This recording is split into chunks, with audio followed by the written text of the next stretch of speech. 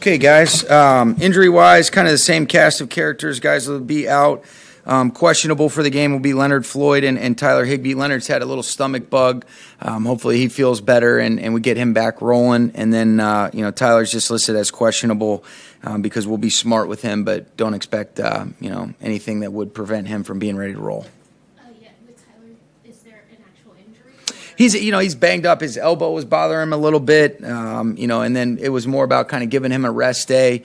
The amount of things that he's pushed through, and what he puts his body through. But got that MRI on the elbow. He should be good, but he's always battling, and you really appreciate everything that he means to this team. But expect him to be out there balling. Greg was, we were resting him, being smart with his shoulders, kind of bothered him throughout the year, but he's going to practice today and expect him to be good. If Tyler's playing a little less this week, is it pretty good to have to see what Bryson Hopkins did last week and contribute a little more? It is. I thought Bryson really did a great job. I thought he competed well in both phases. Had 3 really good catches, all explosives for us, and then I thought he competed well without the ball. He's a guy that when he's really gotten his opportunities, he's delivered, and been really pleased with him.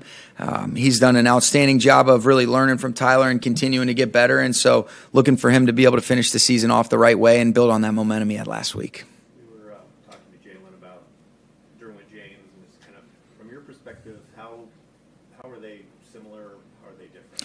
Well, I think they're similar in terms of, guys that are incredibly elite players, competitors, can do so many different things. Jalen's versatility. I think in a lot of instances, the way that Brandon envisioned Jalen when he first got here, being able to play outside, being able to play inside, that was kind of the similar thing that he ended up doing as soon as he got there with Derwin. Derwin has the dot and he's communicating, but they're both really versatile. They both are really passionate about the game, incredibly talented. I don't necessarily think there's any limitations in what either one of those guys can do. You see him matching up with some of the elite players, whether that be receivers or tight ends.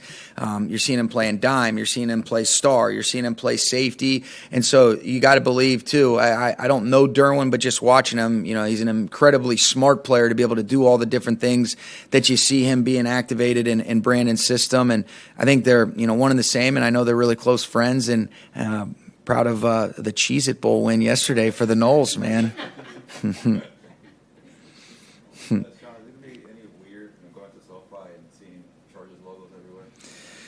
I guess so, but not necessarily, because whether it was one of the preseason games when we've kind of been through that, or, I'll tell you what was strange last year is warming up on the other side of the field, for the Super Bowl last year. So, to my understanding, we'll still be in our home locker room, but it'll be, you kind of know. What'll be different is, Brandon, they stay in the same team hotel the night before the game, so we got to go stay in another team hotel. Damn it, Brandon.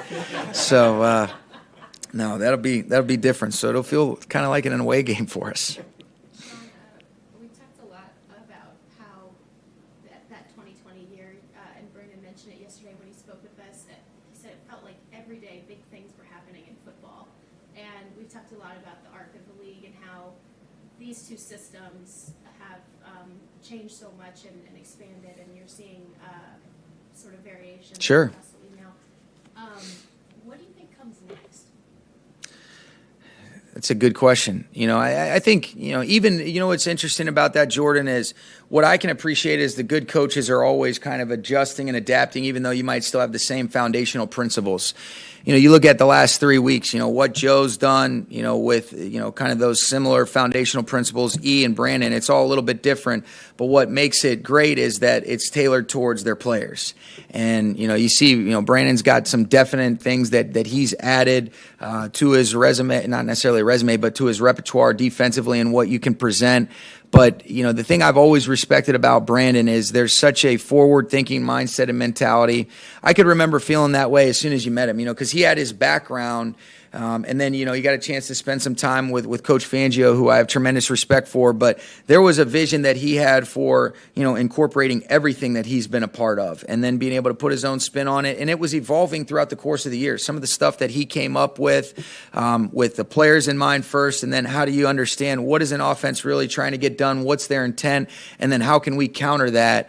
He's a great football mind, great coach, really passionate about the way that he works at it. But to see where the game is going, it's always a fun thing. And in a lot of instances, it's cyclical, where something comes back around that maybe was relevant a few years ago because, coaches are too good in this league and players that, when something is consistently out there, you've got to be able to adjust and adapt, whether that be defensively, offensively, even on some of the things that you're seeing just, in the team's phase of, in the kicking game. But it's a good question. I'll be able to, if I told you that, then we wouldn't have any advantage. We'll have a little bit more time this offseason to be able to think through some of those things. Yeah, it's not a good thing, though. Kind of like kind of galaxy brain on my part to ask even, but just, does it always have to be one side causes the other to react? Or have you ever been, in your studies of the league's history, have you ever seen where one side, either offense or defense, just gets a couple steps ahead and then there's sort of this rubber band effect afterwards? It's a good question. I don't know. I think it is still a player's game, and there's certain things like when you look at it